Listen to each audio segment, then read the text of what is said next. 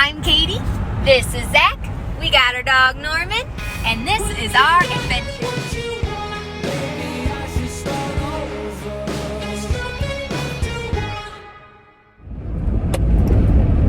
We have made it to Canada. And Katie has had the craziest ordeal happen to her because she got pulled into a room by herself at the border. They interrogated me. Katie looks they took suspicious. me into my own private room alone. Okay? I think good. For how long? How long? Probably about like 30 to 45 minutes. At least had me sitting there worried that they're going to detain my wife. And I'm talking to this guy, and this guy is not nice, okay?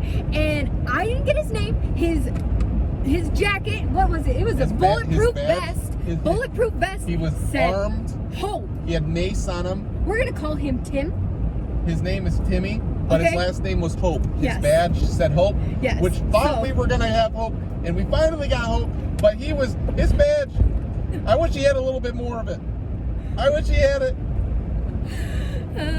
So first of all, we literally have all sorts of documents, okay? Everything, our entire life. And passports, driver's license, negative COVID test, all sorts of stuff. License. Enhanced, okay? And you know what?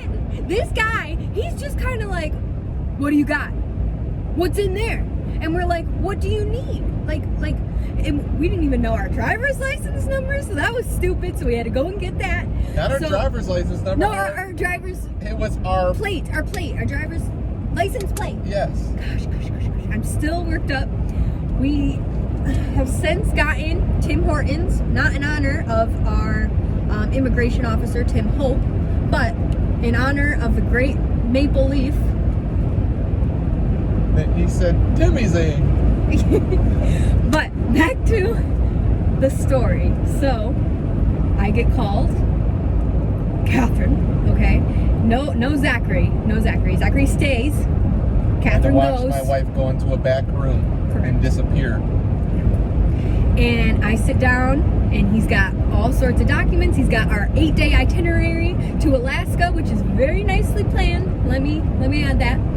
And he's going through, and he's like, where did you work in Michigan, and how much did you make in Michigan? And then he's making reference to how much I did make as a teacher, as a public school teacher, to what I will be making now, which is still a little different. But he asks me, so you're leaving this job to be making this? And I go, yes. And he's like, why?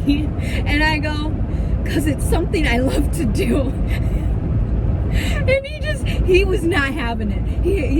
Nothing. I was trying to be like, I don't even know. I guess to be a missionary, you gotta be kind of out there, kind of like, you must be some oddballs, we just looked sus.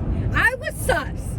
Hardcore. And I'm talking to him, and I'm like, okay, we're moving out there. I've already changed my mailing address, our mailing address. We're a family, okay? Norman's mailing address, he's a family. He's got his paw print on the address. He's got his own passport. And Paw Patrol, yeah. And we've done it, okay? We have to move our residency, but Alaska says we have 90 days for that, okay?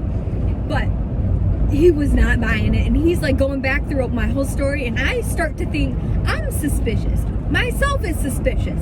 So then after I've been in there for a while, okay, he looks at me and he's like, I'm not gonna let you in. And I'm shaking, okay? I'm tearing up, and I got my mask on, okay? So it's just like, I just look at the guy, and just looking at him, staring the guy down, tears in my eyes, shaking a little bit. And I'm not the person to just be like, no, you're gonna let us in. But I am kind of like, what do you need us to do? Because we can do it. I can work here. I'll wash your dishes. I'll do whatever you need, buddy. I'll be your slave. How many hours do I gotta put in to be part of Queen Elizabeth's troop? Okay, I'll do it, man. I'll do it. No, he didn't care. And so I'm just staring at him for a couple minutes. And he's like, he's explaining all this stuff of like, I need this and this proof of employment, and this is serious business, okay? Which I thought I had, but it was not to the Canadian standard. So then he explains it all, and I'm like, and then he's like, what? Do you want me to get your husband in here and we can explain it to him too? And I was like, yes. So I call Zach.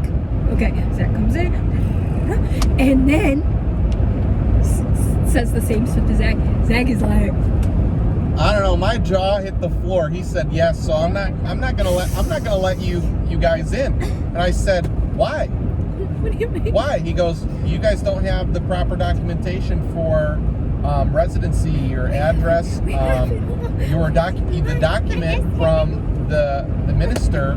He gave you 2 sentences on a sheet. He didn't give you enough information about saying that you're going to be employees and what you're going to make and having a residency. I go, well, I don't know how to explain to you, but the residency is part of the form of our payment. He goes, housing comes with this. He goes, so package. He goes, well, if, what did he say? He said something about how you can't just do volunteer work and then move, and then you're going to start getting paid in the fall. He goes, you need that money now. And he just says, you need to have proof of this now. And he was like, you can't change your story now. Yeah, if you change your story, I'm going to keep you away from Canada for a year. You're going to be on the list, the most wanted list, and all this stuff. I said, well, I can call Mr. Walker right now, and we can get this sorted out. I go, because he goes, yeah, I'm going to have to send you home. I go, listen, we have no home. We left our home. We can't come back. There's nothing to come back. I go, he would be living on the border. I sold me basket. I'm gonna be selling tacos up here in North Dakota. I did think about getting a job at like putting an application at Subway in Alaska at Kodiak. I'm like, I could get a job. Okay, I could get a job. Okay, there's a Walmart. I could go. We're gonna be here for hours. I go, we gotta call Mr. Walker. So we call Mr. Walker, and because the guy goes, well, call him. He noticed his tone changed. Yeah. His voice changed. He said, he says, okay, well, get him on the phone. You need to at least have a document that looks like a lease agreement. Official. An official. Because our employment document was not document official. Of him saying our employment and our residency of Alaska wasn't good enough. So we called Mr. Walker and asked him if he could give us another document. Mr. Walker goes, I gave you a document. I said you're employed. They don't like it. I said you're a resident. I go, they want to know the actual figures of everything you're doing. Like down to what meal we're getting for dinner each night. I don't know how to explain this to you. I go, Officer Hope, Hope, give us some hope. I said, here, can you talk to Mr. Walker? So Katie's handing her phone to Mr. Hope. Yeah. Hope grabs the phone. I'm like trembling. Yeah, I just can't. I'm like, I can't Hope even explain none of this. Mr. Walker, he's like, you gotta tell me this, all the extras, you gotta tell me where they're gonna stay, the actual address, what they're gonna make. Is this a legit place? Because when he looked it up, because he looked it up online, he said, yeah. I looked this up online. I go, what kind of place are you guys staying in? I go, we're staying on a mission, man. He goes, you should check it out. I go, it's real. It's real. Come and see He us. looked it up and he goes, oh my gosh, it is real. So legit. Oh my goodness. We got Mr. Walker to sign a document. Couldn't get it to us for about like an hour. It wouldn't fax over. So then they took a picture of it and sent it. And when we gave it back to the guy, he finally said, all right, I got to go finish some paperwork for you guys. Finishes the paperwork, hands us a COVID kit that apparently we have to now test ourselves, drop it at the border. Yep. We can't stop along the way. It's $1 million fine and 3 days in jail. If they stop you. Jail don't seem bad, but they said that anywhere you go, you have to have a Canada document on your dashboard. As seen. You have another document that you have to turn in at the next Canadian port as we transfer into Alaska. We have to have another document. We have to turn documents in. We have to COVID test and drop our COVID test into, they have COVID sites that they want us to drop our test kit in. And just a whole slew of things. But they said, you could have 3 years of jail time. No, 3 days. No, 3 years of jail time and up to $1 million in fines if you stop. Yeah. If you stop along the way, and they said they do have cameras, and they have notified troops everywhere you go to track your license plate. So Canada, I guess you're stopping the COVID germs. We're just gonna get through Canada because it's just scary. Okay. We're gonna maybe take 2 days. We're gonna 2 days this sucker. Yes. 2 days. Yes, okay. So here's just a little COVID tip with traveling through Canada. Okay.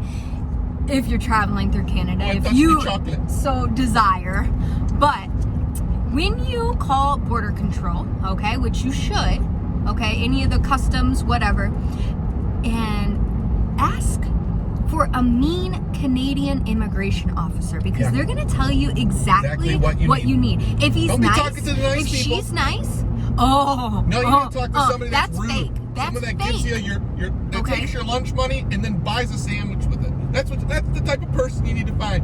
If they don't make you cry, did you even call? Okay, so really, okay. Now